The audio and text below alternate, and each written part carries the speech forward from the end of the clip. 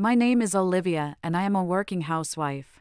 I live with my husband Liam and our daughter Emily, who is at preschool. On this day, Hey Dad, that looks delicious. What are you drinking? It's a juice called Fanta. Juice? I want some. Emily, this is a fizzy drink. It's kind of fizzy, is that okay? Fizzy. I love fizzy.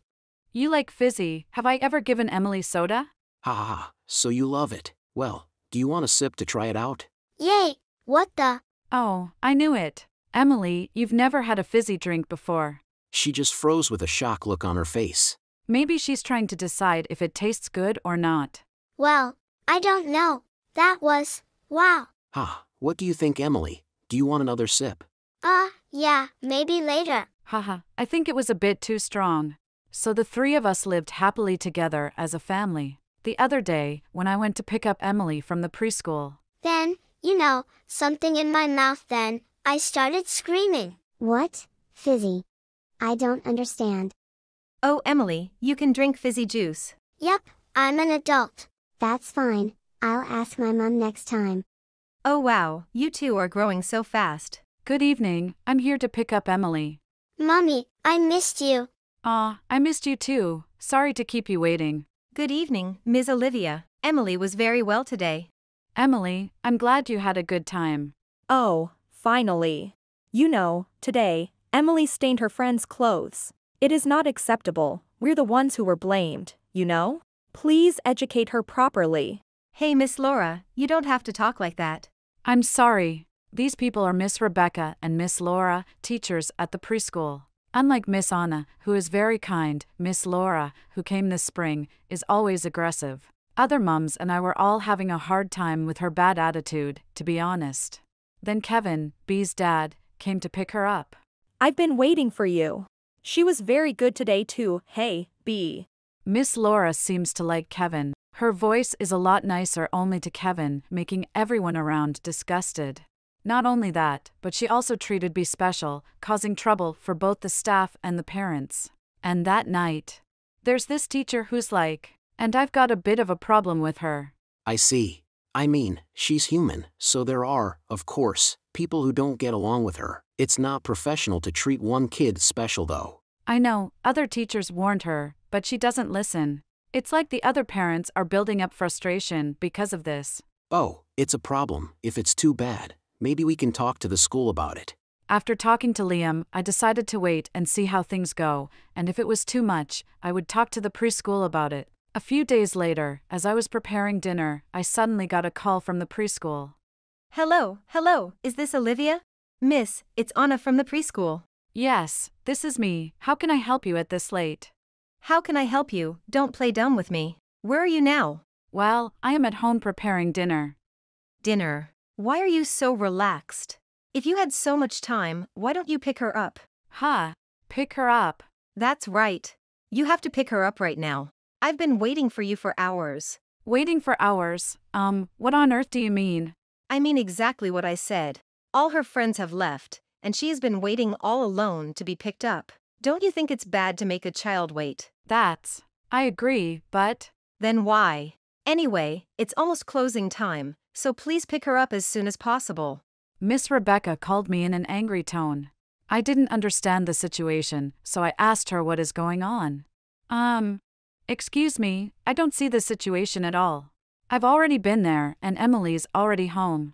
I know, I'm talking about Bee, not Emily. You promised to go home together today, didn't you?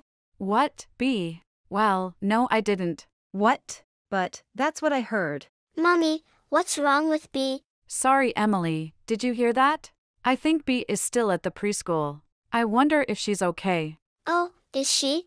Well, she told me that he can't pick her up today. Oh, hello?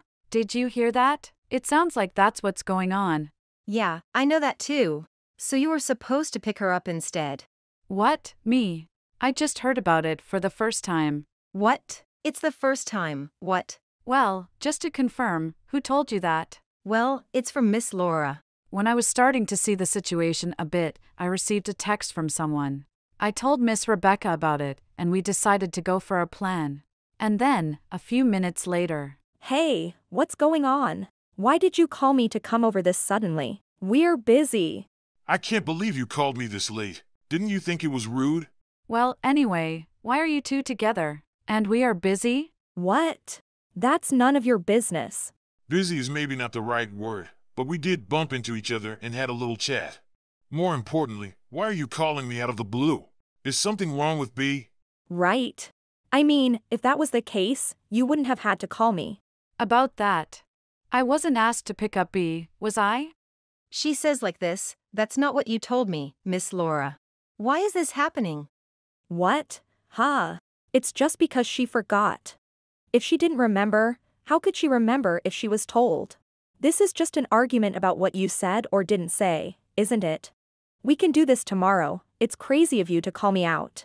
Miss Laura, don't play dumb with me. You two have been having an affair for a long time, right? And you two were meeting up, were you? Don't be silly. I would never do something like that with my daughter's preschool teacher. Right, I wouldn't either.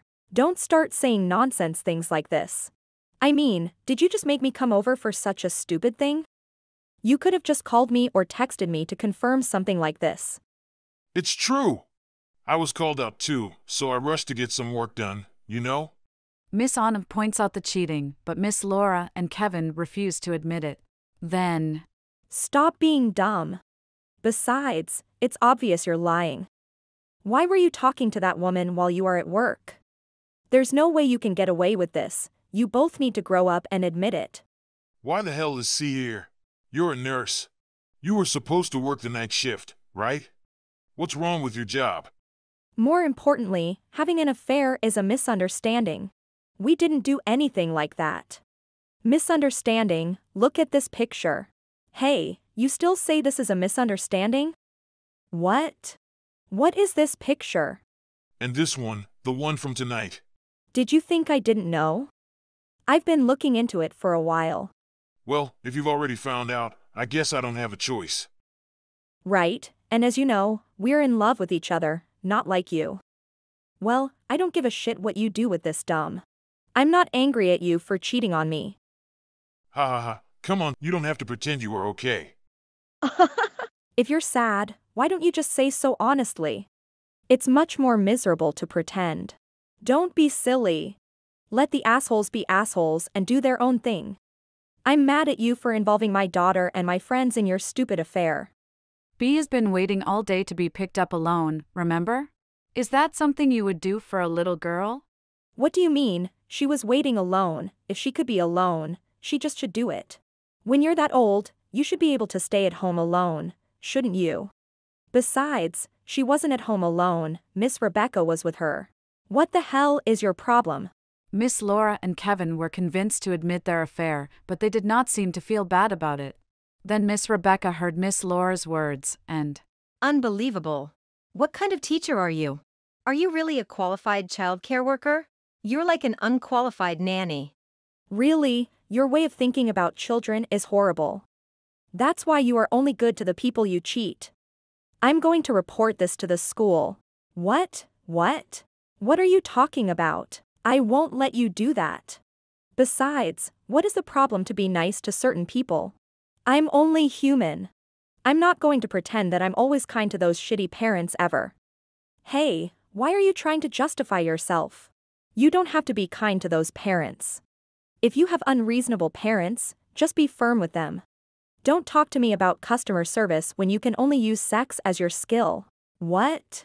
What are you talking about? Hey Rebecca, that's a bit too much. You're a nurse, right? Why can't you be more empathic to her? We all have stress, so you can't say only about her. Come on. Being a nurse has nothing to do with it. If you have time for this nonsense, why don't you go and find some holes you put it in? Nah. What the? I'm divorcing you. It's too bad for B that she has to stay with dad like you. I'll never let you see my daughter again, so be ready. What the hell? Don't be stupid. I'm her father.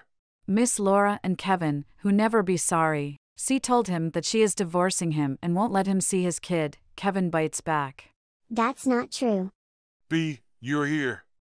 You know, I'm not sad at all that you won't be here. I hate a daddy who makes mommy sad. You should just go away. She is right, she is right. You betrayed B's mom. You're disgusting. Oh no. I can't believe you hate me. B says so, and I'll be responsible for raising B. You'll have to pay alimony and child support, so only please take care of that. No way, yes. That's just perfect. Hey, Kevin, just pay the money and get a divorce. Then marry me. Don't be ridiculous. I wouldn't do that. I'm not serious with you. I am sorry. Please forgive me. Hey. What do you mean, you are not serious? I'm serious. Shut up and get off your ass. I'm going to charge you alimony too, and you better pay it. Alimony? Wait. This is not the time to talk about that. I don't need to talk to you anymore. You're the one who's going to get me dumped by them. Come on. We have a child here. You can't just cheat and make your daughter sad. You two should think more about how children feel. Don't be silly. How can you say I don't think about my child's feelings? Stop talking like you know what you're talking about. I'm a professional, and how do you think you can tell me off? You seem more like a child than me. B, they remind me of a toy monkey that claps cymbals when you turn a screw. Laura and Kevin continue their pathetic argument. B and Emily raised their voices as they got sick of it. Monkey. No, you know what? You're right. I really am like a stupid toy. What you just said woke me up. Thank you both. Well, I am appreciated somehow. I didn't know that there was a thank you which does not make you happy. Please. Please forgive me. No, you don't have to forgive me. Just give me another chance. I'll do my best. Oh my God. Kevin, you're so hot. What are you talking about? You've been in this affair for so long, now you want to take a chance? It's already over while you've been swimming in the bitch's hole. All you can do now is pay the money, that's all. Why don't you give me a chance? Don't worry, Kevin, you have me. Let's just have a nice life together without the annoying kid, okay? Miss Laura. No, Laura, I am so disappointed in you. Please leave this job. I feel sorry for all the children who had to interact with you. You don't have to tell me that. I don't want that kind of annoying job anyway. Hey Mom, it's time to go home. Well, we have a lot of rubbish to clean up when we get home. Wait a minute.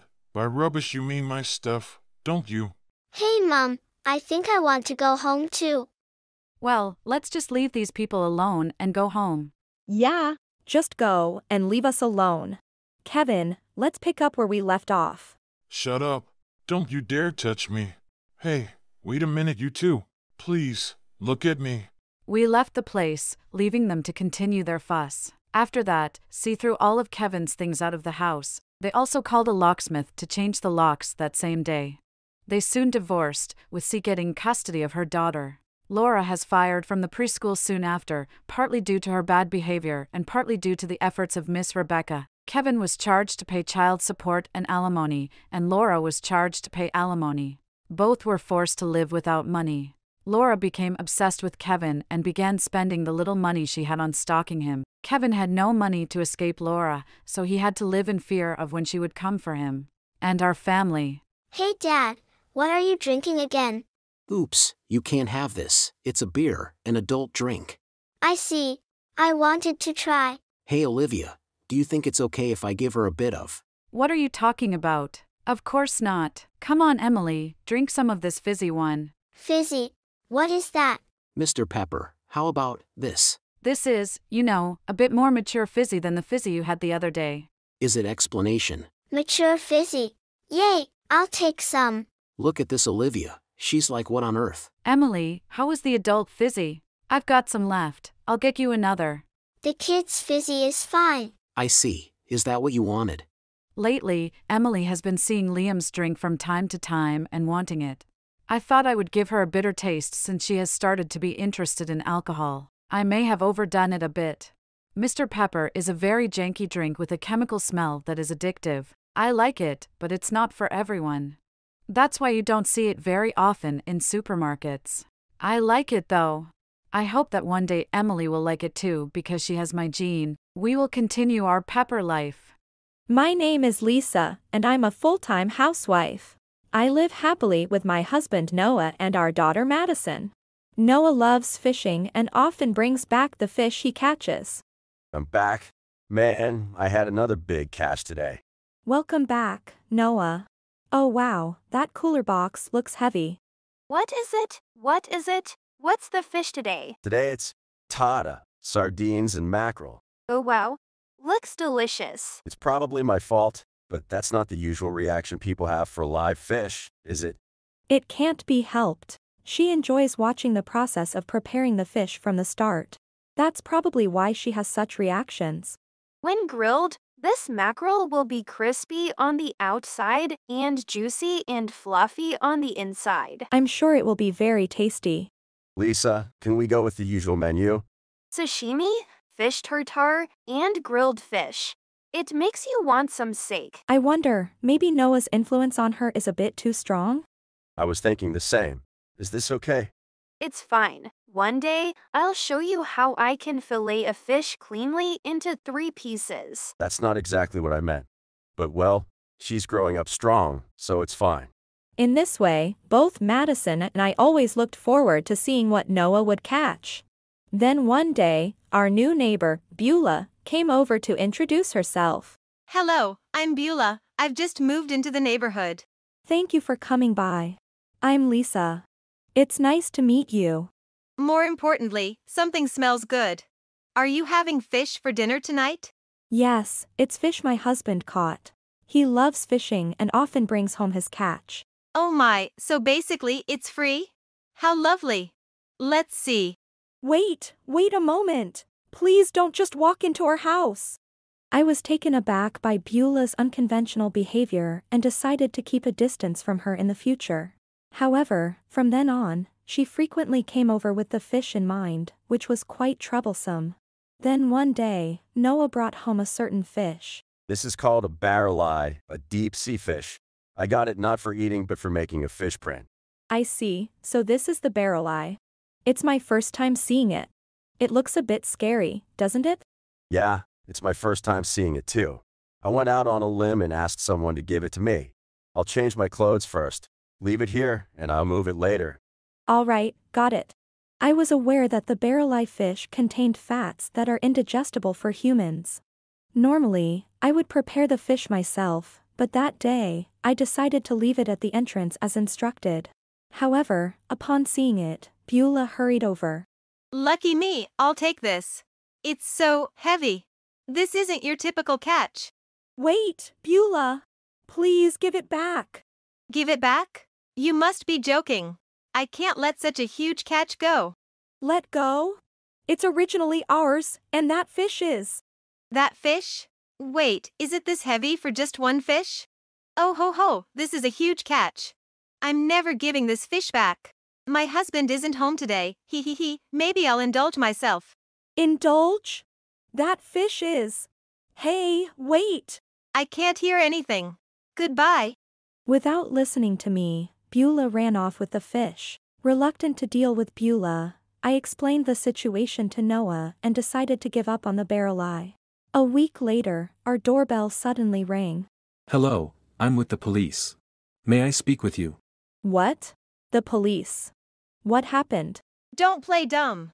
You gave me a poisoned fish. Because of you, I. Beulah? A poisoned fish? Could it be the one from that time? Yes. I was humiliated because of you. I'm demanding compensation. What? Compensation? It was truly terrible. If this was done intentionally, I won't forgive you. It's heartbreaking what happened to my wife. Heartbreaking? I'm sorry, but could you explain what exactly happened?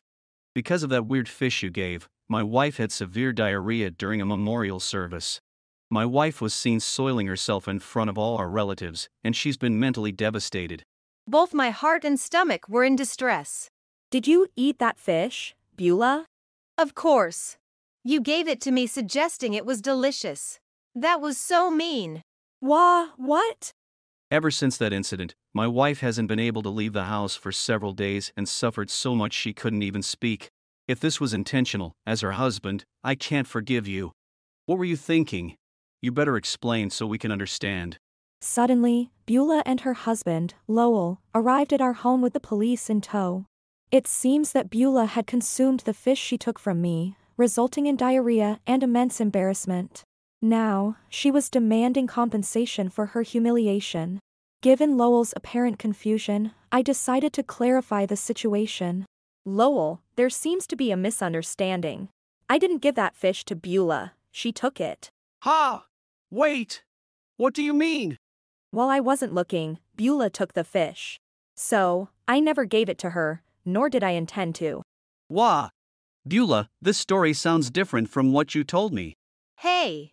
Don't make things up just to save yourself. Everyone in the neighborhood knows I'm a respectable woman. Why would I do such a thing?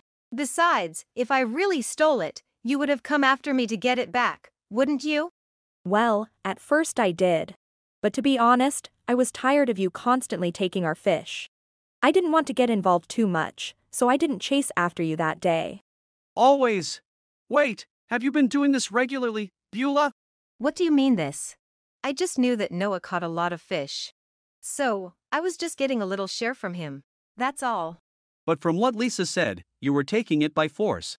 Is that why we've been having such fresh fish on our table so often? I told you. I was just getting a share. Don't make it sound like I'm a thief. I call BS. You always took the fish without asking. What? Madison, you need to stay out of this. You're getting defensive with a child. Did she hit a nerve? Even you, Noah? Anyone would get defensive if falsely accused.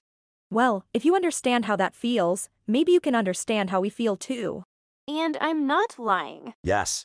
In fact, we were actually thinking of how to deal with you in this situation. With the appearance of Noah and Madison, Beulah started to seem a bit flustered. Meanwhile, her husband, Lowell, looked somewhat confused. Nice to meet you, Lowell. I'm Lisa's husband, Noah, and this is our daughter, Madison. Oh, hello.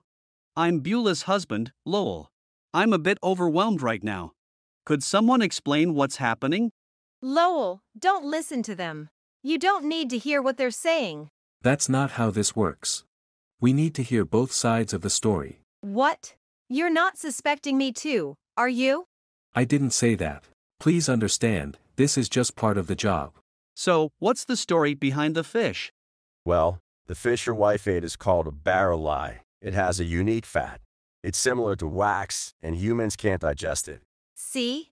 I knew there was something toxic in it. It's not toxic. However, if consumed in large amounts, it can cause diarrhea or vomiting. Due to these properties, the sale of barreleye as food is prohibited. Its taste is said to be similar to premium fatty tuna. So I assume your wife ate a lot. Prohibited for sale? Why would you bring such a thing home? It's a rare deep-sea fish, and there's a certain allure in its dangerous nature. I brought it home not for eating but to make a fish print. I see. So that's why it was in your house. After Noah brought it home and left it by the entrance. The moment I looked away, Beulah took the cooler box containing the fish. So, it was stolen. No. I'd never do such a thing. If I really stole it, I wouldn't consult with the police. Don't make baseless claims. I'll sue you for defamation. When the officer started eyeing Beulah with suspicion, she desperately denied the allegations and even began threatening to sue us. So, regarding the measures Noah mentioned earlier for Beulah, we've actually already implemented them. What? What do you mean, measures? First and foremost, we thought we needed evidence. So, we installed a security camera at the entrance. It was just installed recently, but we have the footage as evidence. No way. Wait, is that the thing attached to the ceiling? Yep. This is the undeniable proof. Oh, wait. It's a video, so it's moving proof maybe? Oh my. Everything Lisa and the others said is true. Ma'am, can you explain this? Well, if it's on video, I guess there's no escaping it. Yes, just as Lisa and the others said, I've been stealing like a stray cat.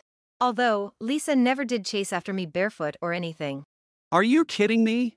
This isn't the time to be so brazen. What made you think this was okay? Why are you so mad? You enjoyed the fish too, didn't you? Part of you is practically made of stolen goods, you know? That's why I'm telling you to stop kidding around. Lisa, Noah, Madison, I'm truly sorry for Beulah's actions. Huh? Why are you apologizing? They humiliated me. This is all Lisa's fault for not warning me back then.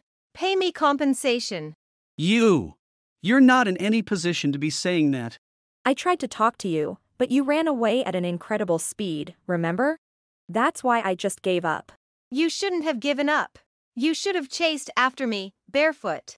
And honestly, given the size of that fish, we thought you'd get it filleted at a fishmonger. I never imagined you'd prepare it yourself. That's impressive. Your compliments don't make me happy. I'm saying I want compensation.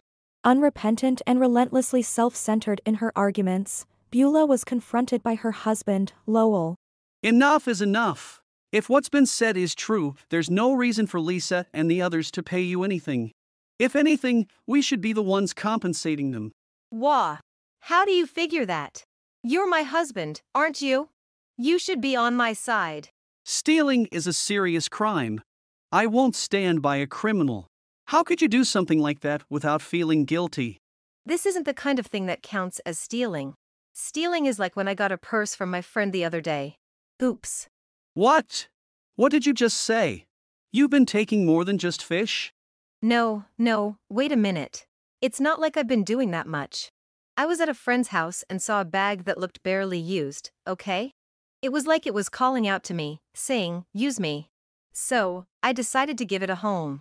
That's still stealing. Are you telling me all the new brand items at our house? They're all stolen? Calling them stolen is so rude. I prefer to call them trophies. You have no idea how hard it was to collect all of those. Without a hint of remorse, Beulah began discussing her other thefts. The once silent police officer then intervenes. Ms. Beulah, what you've done is a serious crime. Would you please accompany us to the station? We need to discuss this further. Wait, just hold on. Calling it a crime is overblown. I refuse to go with you. Besides, we were discussing the fish incident, weren't we? Don't change the subject. It's all considered a crime. Your actions are outrageous and completely unacceptable. Thefts tend to be habitual. Your mindset is clearly that of a criminal. So when you tried to barge into our house the first time we met, was that with a motive? Thinking about it now, she probably was scoping the place out. Lady, shouldn't you quit these kinds of activities? Stop making fun of me. Why is everyone ganging up on me like this? You all really want to paint me as a criminal, don't you? We don't need to paint you as one. You've already shown yourself to be a proper criminal. If you have complaints, take them up with the law books on your own. I'm divorcing you. I can't live with someone who thinks and acts this way. Divorce? Wait a minute. I don't quite understand, but I think I'm going to need money after this. Given our history, a little sympathy would be nice, don't you think? Behind closed doors, you sneak around. The things I hate most are criminals, liars, and cockroaches. You've checked all the boxes. I don't ever want to see your face again. Are we ready to go? Please come with us to the station. And no, I don't want to. Please, someone help me. How about using that boasted speed of yours to run away? If you do, there'd be obstruction of justice, adding another feather to your criminal cap. Hopefully you'll change your ways. Take care. Don't do bad things anymore. Bye-bye. Why? How did this happen? Calling it a crime is just overreacting. And so, Beulah was taken away by the police officer. Afterwards, Lowell divorced Beulah and explained everything to her parents. Beulah never saw them again and was disowned by her parents. After being taken to the police station, she confessed to all her thefts. She was convicted for multiple counts of theft and home invasion, becoming an inmate for several years. Upon her release, with no one to welcome her and no place to return, Beulah, in her desperation, resorted to theft again. Ultimately, she was penalized for being a repeat offender, spending many more years behind bars. Thus, Beulah found herself spending her days in the cold, dark prison, staring at the walls, reflecting upon her life choices. As for our family, Daughter, today, Madison will serve a delicious fish dish for Mommy and Daddy. Thank you, Madison, but be careful. Don't make weird poses with the knife, okay? Really? I thought it was kind of cool. Don't say that. She'll keep doing it because you think it's funny, you know? Okay, let's start by cutting off the head. Boom. Wait, Madison. I said we should do it together, right? I got excited when Daddy said it was cool, so I. Oh, sorry. I won't say it again. Ugh.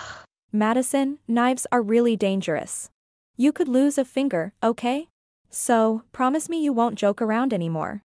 Okay, I'm sorry. It's good that you can apologize properly. Now, let's do this together. Wait, I apologize too, but no one praised me. That's right, be very careful. Wow, look at that. The fish is being cut so neatly. Hey, I said I was sorry.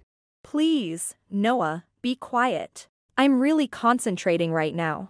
Okay, I'm sorry. Daddy, I'll pat you on the head for saying sorry. Madison. Madison, when you're holding a knife, you need to concentrate fully, or I'm really going to get mad. Yes, I'm sorry. Haha, the saying goes, the mother is mightier than the knife, right? Noah. Okay, I'm seriously sorry. From that day onward, our lives returned to their usual lively routine. Today was the long-awaited day for Madison to make her knife debut, helping out in the kitchen. Ideally, we would have preferred she use a kid's knife to cut something simpler, but she cried and insisted, and we gave in. Although there were a few hiccups, everything went smoothly as I mostly controlled the knife. Our dinner table was adorned with a fish dish prepared by Madison. She was quite pleased with herself. However, we still think dealing with fish can be dangerous for her, so next time, we're thinking of making curry together. And thus, our family continued living harmoniously together, day by day. My name is Olivia, and despite my appearance, I am the president of a fairly large company. Thanks to the hard work of all my employees, my business is doing well. They keep me busy, but in my way, every day is fulfilling. On this particular day, I was having dinner with my best friend, Amelia. Olivia. Congratulations on your marriage. Thank you, Amelia. We just got engaged, but we haven't registered yet. But you've decided to get married. If you will have a wedding, invite me too. How can I not invite you, Amelia? You're coming. Of course. Oh, and please make sure the food is delicious. Eating delicious food while looking at Olivia in a beautiful dress, it's the best. Haha. Then we can choose a course you'll be happy with, Amelia. Right. Then please choose my favorite dish. No, but Olivia's finally getting married. You'll be the happiest bride in the world, right? Amelia. But if anything happens, tell me immediately. I'll fly from anywhere. It's comforting to have a reliable best friend. This is my best friend, Amelia. And we were celebrating my marriage. A week later, I am going to my in-laws' house. Hello, Sebastian. Is it okay to call you now? I'm fine, it's finally the day of greeting tomorrow. I'll see you tomorrow. I'm surprised that this day has come so fast. Well, 1 p.m. is the right time, right? Yes, that time is fine as planned. I've prepared the souvenirs and practiced my greeting, so I hope it goes well. Don't be so nervous. I don't know, but I'm nervous. I don't know if I'll be able to sleep tonight. What if I get dark circles from lack of sleep? Ha ha. Don't worry, you'll be fine. Okay, I'll do my best. You should get some sleep, okay? I'll wait for you tomorrow. The caller is my fiancé Sebastian. Sebastian was a bit of a pain in the ass, but I liked that about him. The day of the wedding greeting finally came. I went to my parents' in-laws' house on time, with souvenirs prepared, but... Dad, this is Olivia, who will marry me. Nice to meet you, my name is Olivia. Thanks for taking the time to meet me today. Oh, this is a famous pastry in the neighborhood. What's the matter? Dad? You've been looking so grumpy for a while now. You know, you're making Olivia even more nervous with that scary look on your face. Well, Sebastian introduced me to his dad, Ethan. However, he is obviously in a bad mood. I was perplexed by his demeanor because he was not welcoming. I was trying to figure out how to greet him properly when suddenly. You come in such nice clothes. Who in the world did you borrow them from? These clothes? These are my clothes. I didn't borrow them from anyone. You are such a boring liar. I know you owe me $100,000, and you live in a shabby house. What the hell are you talking about? What debt? Don't play dumb. You live in that shitty apartment. I heard you would get married and live off Sebastian. Do you think I would agree to such a marriage with such an unhappy future? I think you're mistaken about something. I am absolutely against such a marriage. Father? You've always borrowed money from my son and never paid it back. How dare you cross my threshold like that?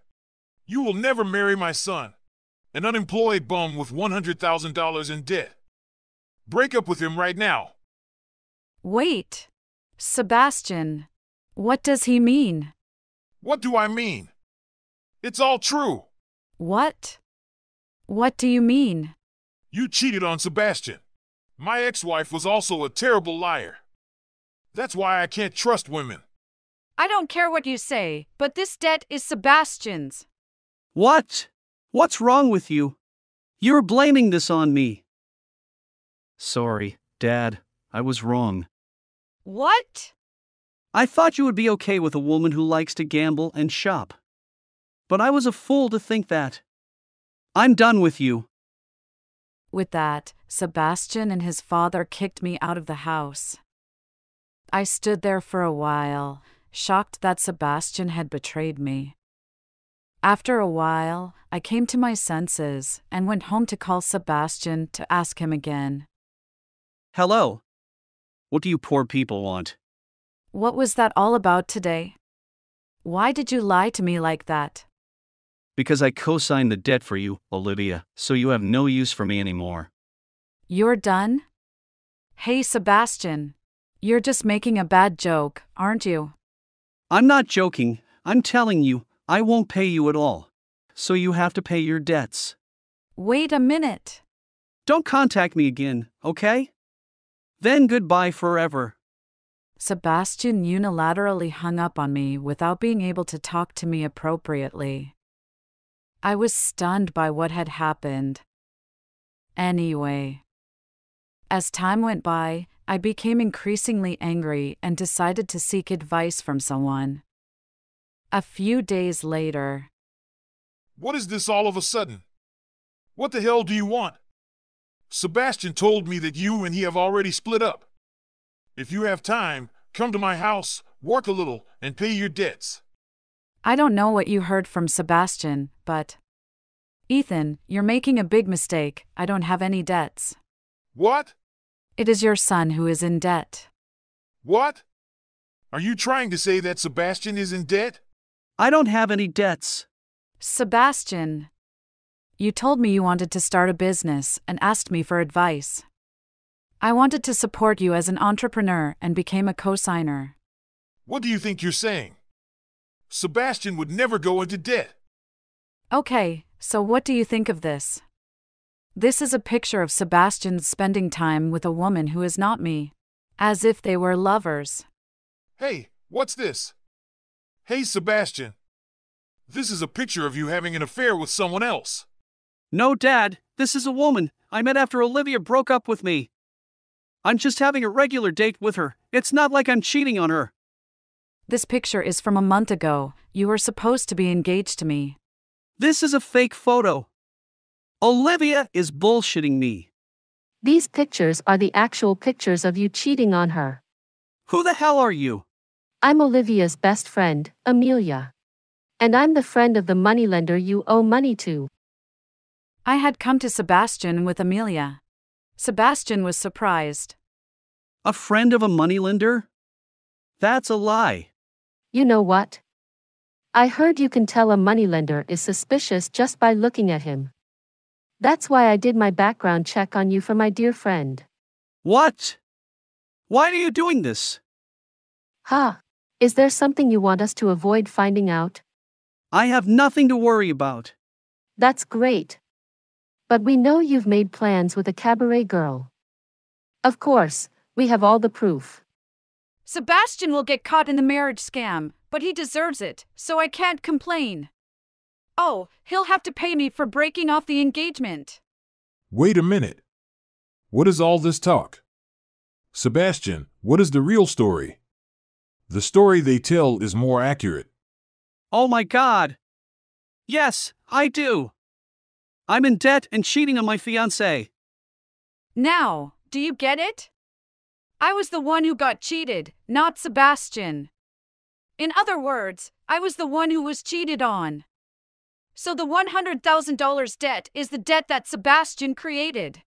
Oh my God.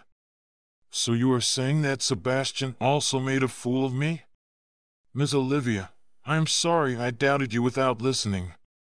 I don't know how to apologize for being so rude. Dad, you don't have to apologize. The cheaters are to blame. And what's wrong with taking advantage of a sucker you just caught? Of course, it's terrible. You approached Olivia intending to cheat on her from the beginning. So what?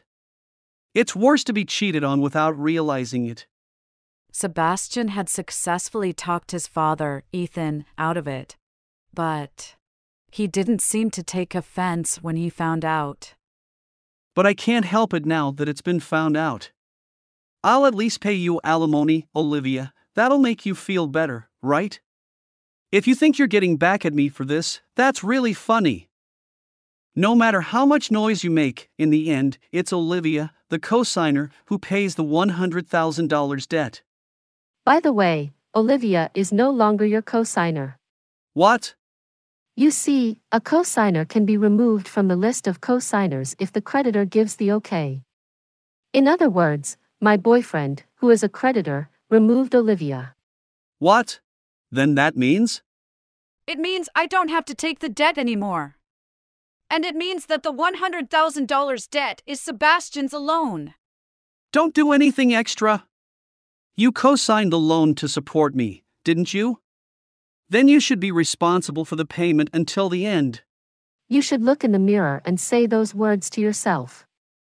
You are the one who should be responsible for paying back what you borrowed with the intention of paying it back. Shut up. You got us into a lot of trouble with your unnecessary advice. You borrowed the money yourself, and now you have to pay it back. What's wrong with that? Are you the biggest idiot of all? You could get hurt if you get too carried away. Are you going to hurt me? You did it to yourself. No, it's not me, it's Olivia. Sebastian, you shouldn't provoke Amelia so much. It's better for you.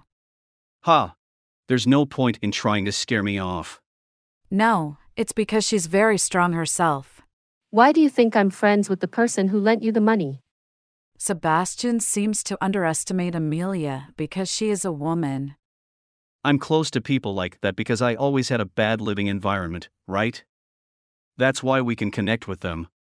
Luckily, we are a very typical family. Really? I feel like you're an ex-gang. Amelia was never a gang, you know? The people who lent the money once got Amelia into trouble. But at that time, Amelia was in a very bad mood. She wiped out all the top people in that situation. What?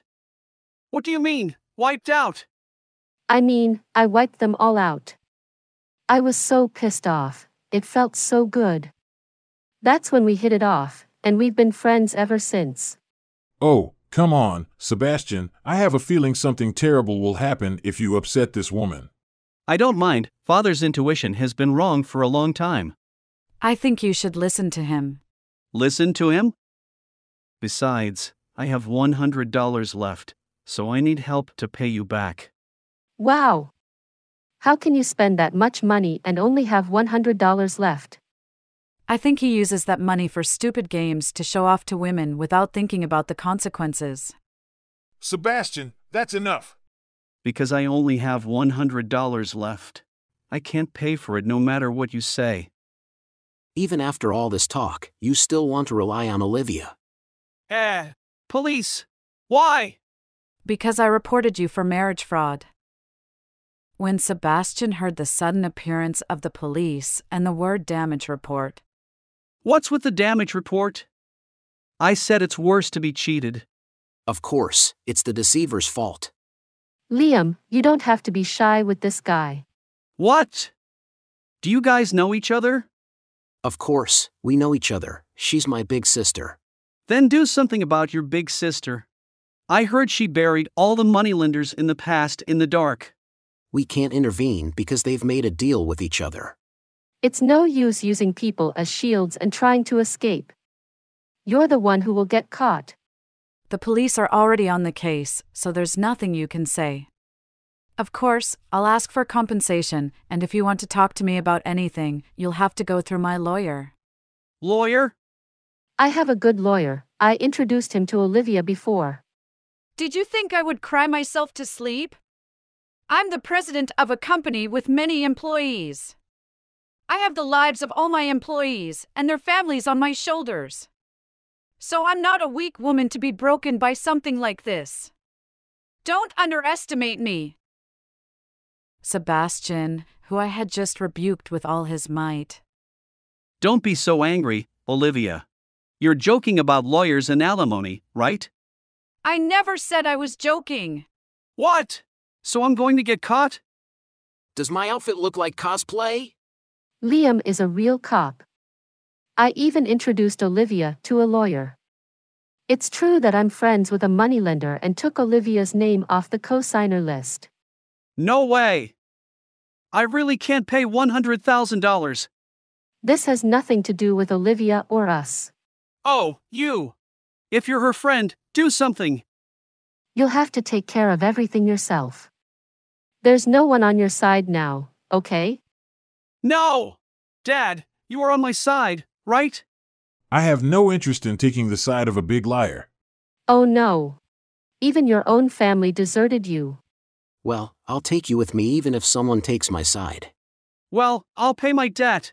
So please don't arrest me. Because you're a con man. Oh. But you know what? If I get caught, I won't be able to pay you back. You can pay me back when you get out. I'm a friend of Amelia's, so I'm sure she'll be waiting for you. Yes, well, they'll come after me for waiting, but that's my fault. Don't say that. Olivia, I admit I was wrong. I have proof. It's impossible not to admit it. Wait! Olivia, do something. I'll be sorry. Even a monkey can be sorry. You'll pay for everything yourself. Don't say that. Go. Olivia! Don't call me. I'll never see you again. Bye. Sebastian fought hard but was arrested by Liam. He had to spend some time in jail. He was fired from his job and was disowned by Ethan. The money he owed to me was refinanced by a moneylender, which caused his debt to grow even larger. Thanks to that, the alimony was transferred to me in a lump sum. Sebastian was relieved to be free of the alimony, but it only increased his debt and added to the interest. So Sebastian lived a miserable life, continuing to pay off debts that he did not know when they would be paid off. From then on. Today is my treat. Both of you eat and drink as much as you want. I wonder if it's okay if I get a treat too. Sure. It's my way of saying thank you to Amelia and Liam. Yay! Lucky you. What should we eat? This restaurant has a great selection of beer and wine. Oh? Then I'll have a beer. I feel like a beer too. Well, then, let's have a beer first. After that, Ethan apologized to my parents, which completely ended the conversation. We broke off the engagement, and the marriage talk is gone, but it feels like it happened long ago. During the week, I'm still busy with work, but it's worth it. And when I go home tired, I spend my time relaxing alone.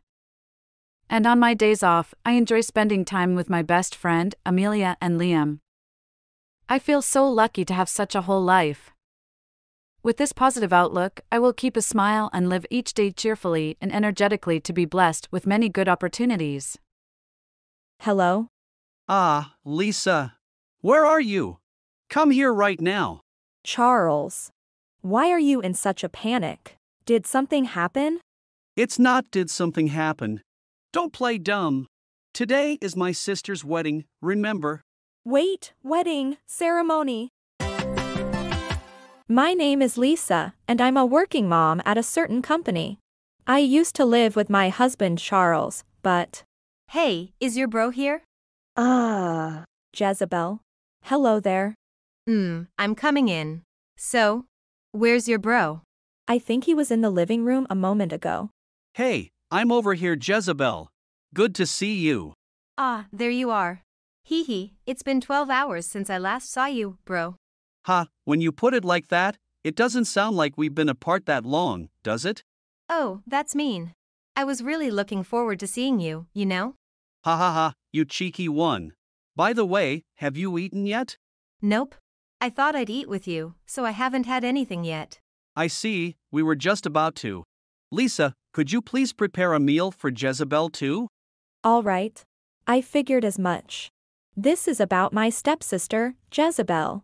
It's nice that she adores Charles so much, but she always comes into our house uninvited, which has been quite troubling. Because of this, we rarely get any alone time as a couple. So, I decided to discuss it with Charles. Hey, Charles, I wanted to talk to you about Jezebel for a minute. About Jezebel? It's unlike you to bring that up. You know how Jezebel always lets herself in without notice? It startles me every time I find her in the house. It's not good for my heart. And if something goes wrong, it's problematic. Can't you talk to her about it? Ha, so that's your concern? That's what you wanted to discuss? What do you mean by that kind of thing? Look, Jezebel is our family, okay? She's coming home to her family's house. There's nothing uninvited about it. But this is our house, yours and mine. What are you trying to say? Are you suggesting that Jezebel isn't family? No, it's not like that, but... Then what's the issue? You're treating Jezebel like an intruder. Are you really my wife? Can't you accept just one sister of mine? When I approached Charles about the issue, he became angry.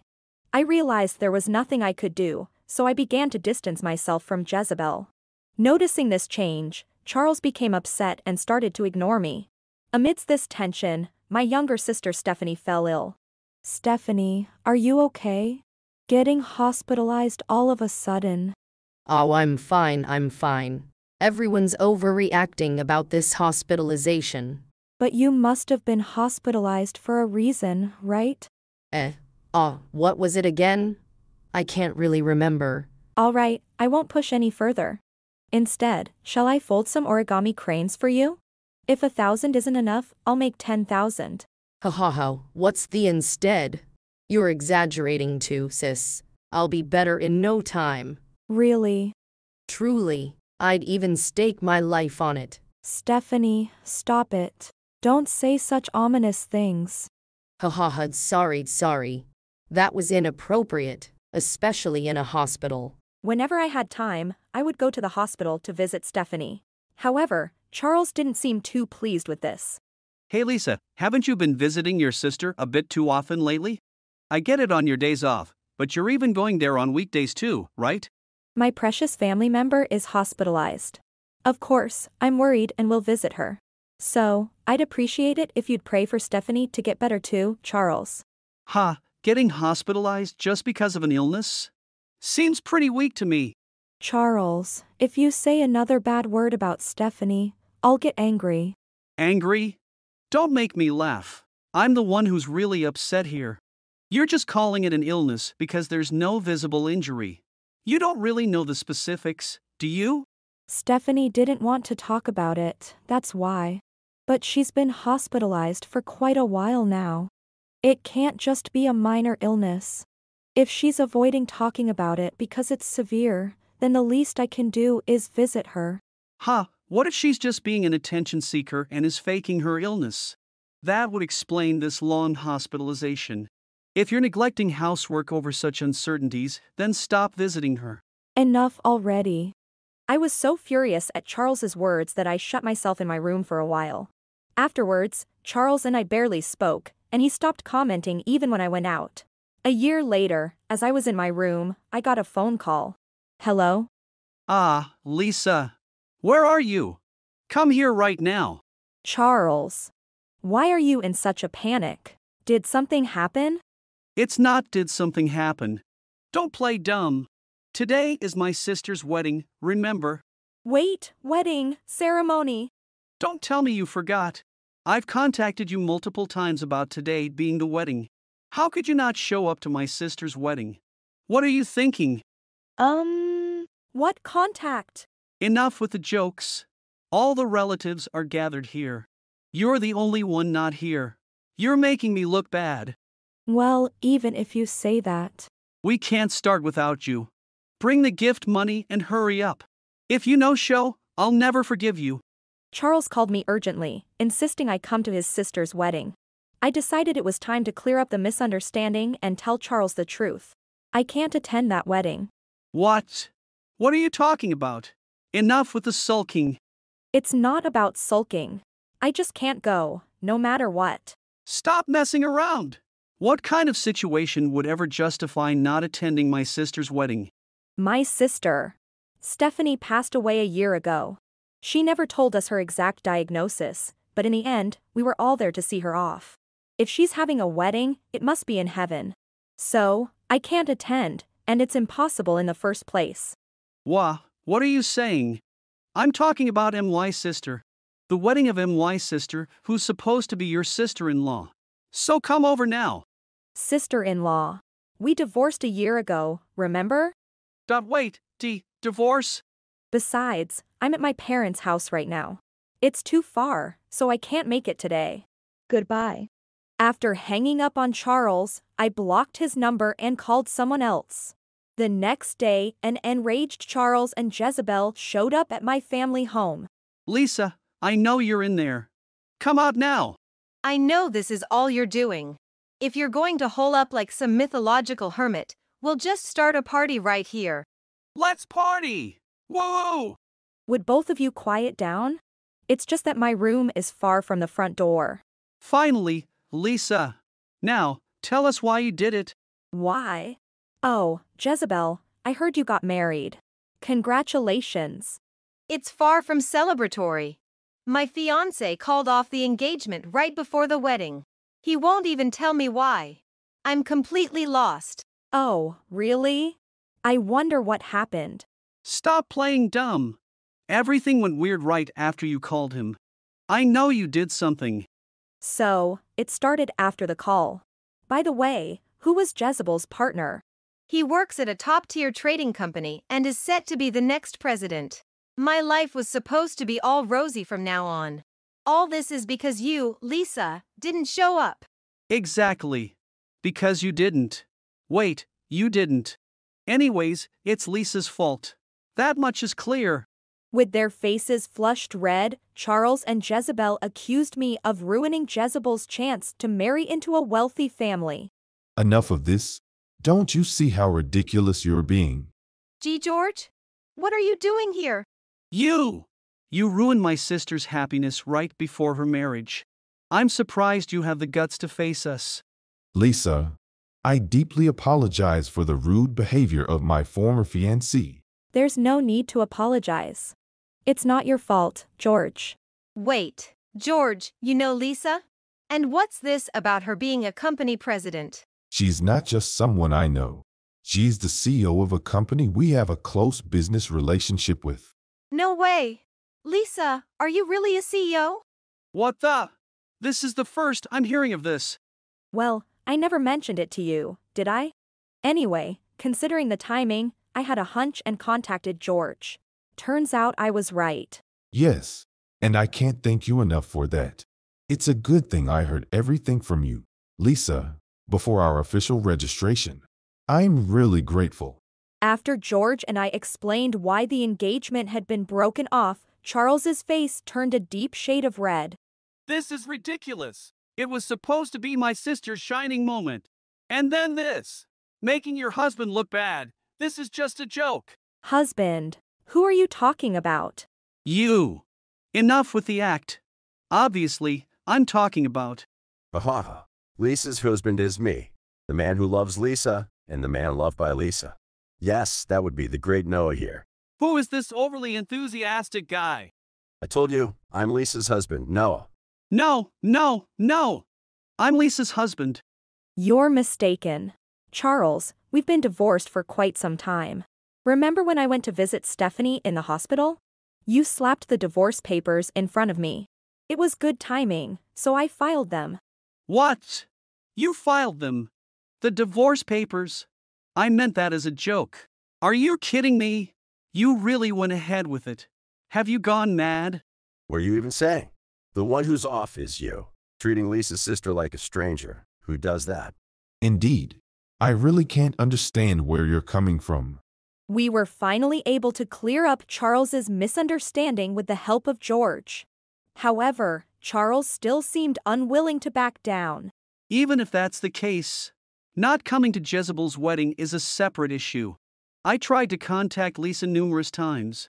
Ignoring all of that, isn't that even weirder? It's not so much ignoring as it is. I've blocked you, Charles, so I don't get any messages from you in the first place.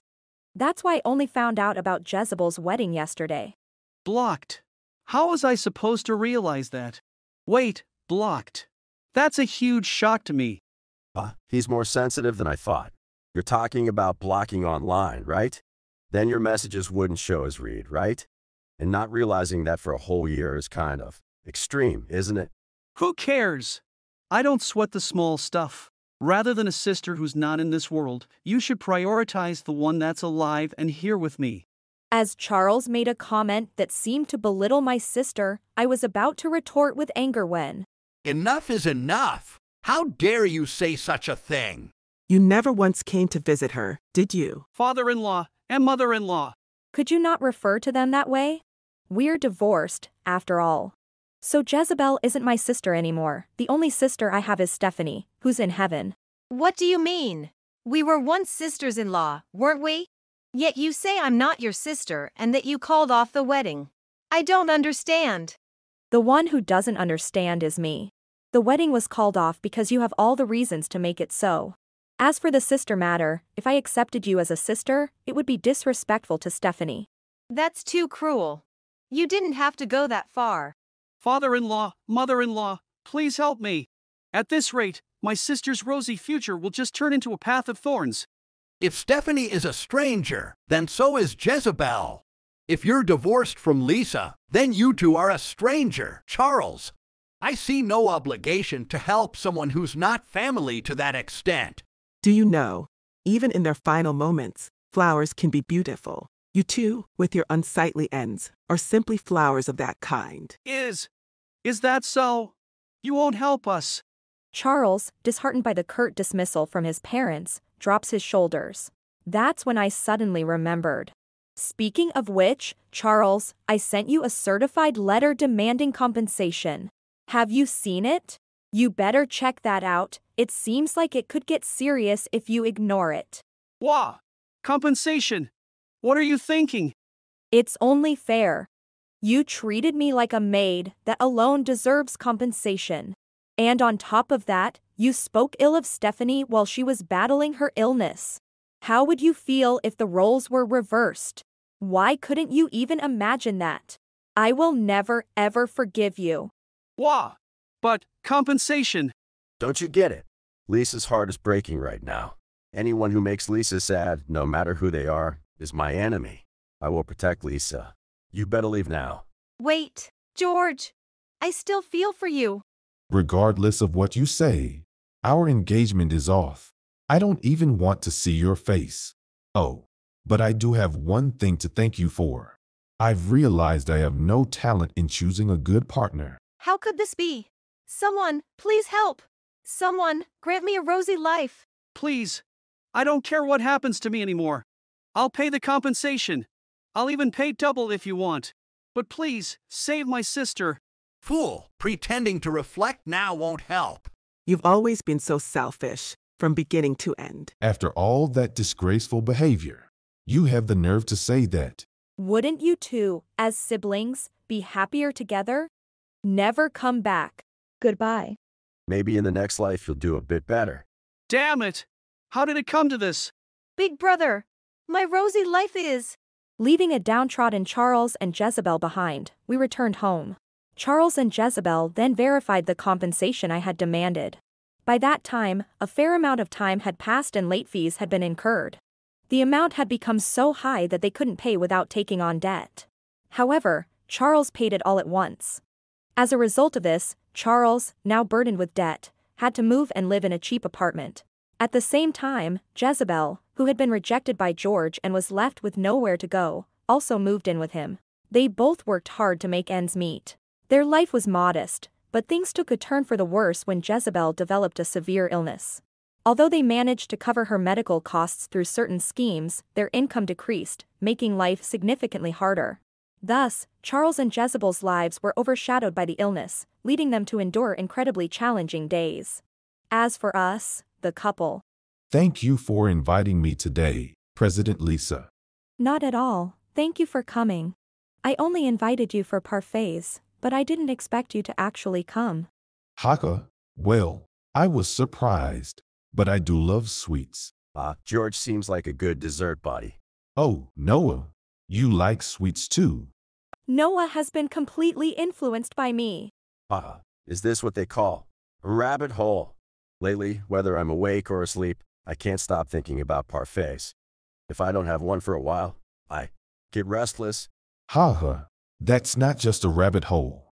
It seems more like a serious addiction. Noah's totally captivated by the allure of parfaits. Oh, this is the standard for you, President. Come on, George, let's get obsessed with parfaits together. Shall we go? A parfait is waiting for George. Wait, isn't parfait some kind of code for a dangerous drug? From that day, our life as a couple returned to its peaceful routine. Today, we managed to invite George to join us in our parfait adventures, and he gladly accepted. Since we have George with us today, we're going light. We're planning on having 3 main meals with 2 additional snacks in between, totaling 5 parfaits for the day.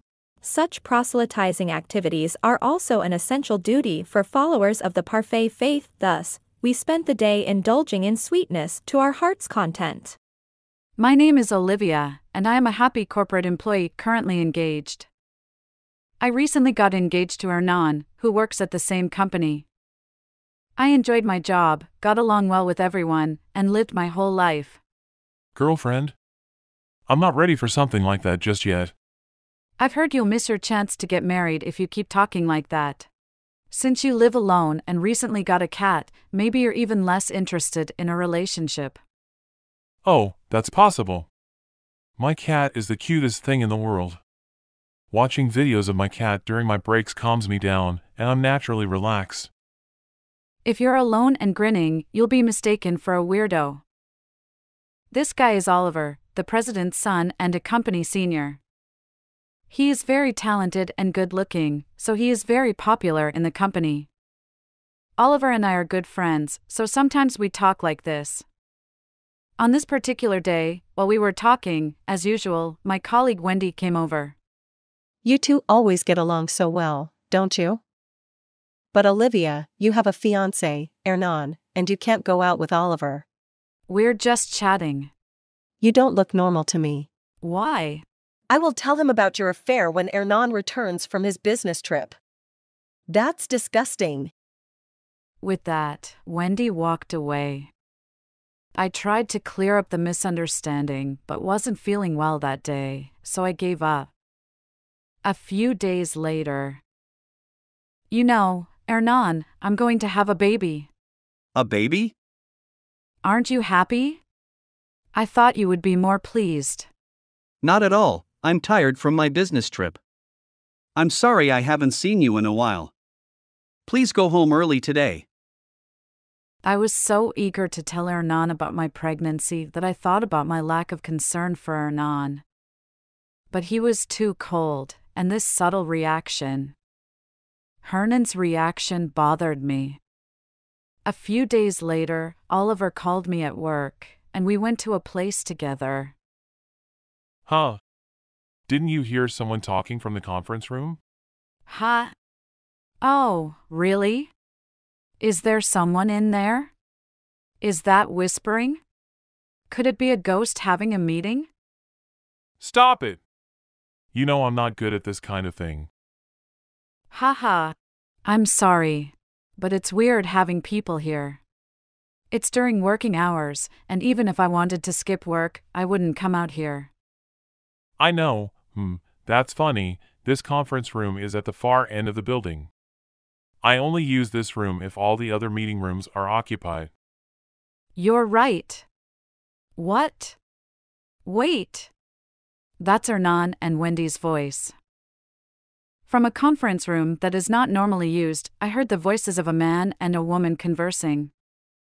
There's no need to use this meeting room, as the one we typically use is available. Oliver and I, who were suspicious, quietly entered the conference room so as not to be noticed. Oh my God, she's pregnant with my baby. But well, Olivia will be busy with the pregnancy and delivery, so I can have all the fun I want. Oh my God! Does that mean I'm just for fun? No. It means I get to spend more time with you, Wendy. Woohoo! I'm so happy. But I'm sure I'll be tied to the household when I have kids. Hey, Hernan. What did you mean by that conversation? And what is this all about?